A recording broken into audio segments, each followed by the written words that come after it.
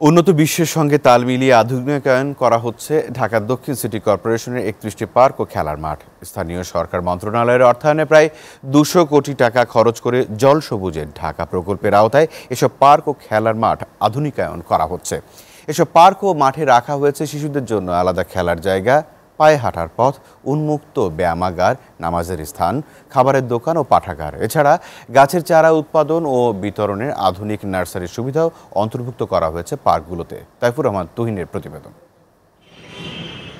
রাজধানীর লালবাগ শহীদ আব্দুল আলিম খেলার মাঠ কয়েক মাস আগেও এটি ছিল ময়লার ভাগার। 2017 সালের শেষ ভাগে স্থানীয় সরকার মন্ত্রণালয়ের অর্থায়নে জলসবুজের ঢাকা প্রকল্পের আওতায় এটি উন্নয়ন কাজ শুরু করে ঢাকা দক্ষিণ সিটি কর্পোরেশন।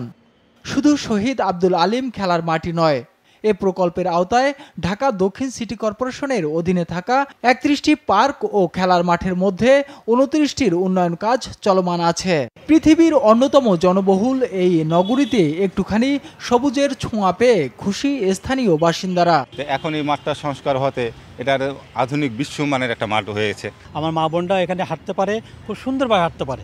আগে তো আমাদের কোনো জায়গা ছিল না। আমাদের এলাকায় আসলে মাদকের একটা প্রভাবটা আগে অনেক বেশি ছিল, বর্তমানে এটা কমে গেছে। মাঠটাকে এত সুন্দর করাতে আমরা খুব প্লিজ।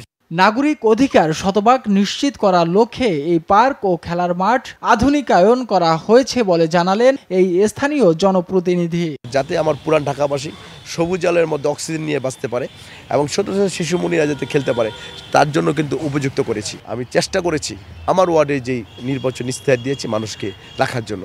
আশা করি মানুষ অনেক আনন্দিত, অনেক খুশি। বেশ কয়েকটি মাঠের উন্নয়ন কাজ শেষের পথে। খুব শিগগিরই নগরবাসীর জন্য এগুলো খুলে দেওয়ার কথা জানালেন সিটি কর্পোরেশনের এই জ্যেষ্ঠ কর্মকর্তা। পুরনো ঢাকা যারা অধিবাসী আছেন তাদের বিনোদনের জন্য এটা হবে তো অত্যন্ত অন্যতম আকর্ষণীয় স্থান। আমরা আশা করি তাদেরকে আর কষ্ট করে ওই দূর দূরান্তে যে পার্ক আছে সেখানে হয়তো যেতে হতে হবে।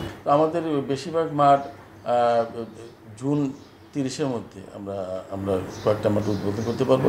একটি বেসরকারি সংস্থার পরিসংখ্যান বলছে পরিবেশের দুরবস্থার কারণে রাজধানীর 41% বাসিন্দা পার্ক ও মাঠে যান না, আর নিরাপত্তাজনিত কারণে পার্কে যান না 35% বাসিন্দা।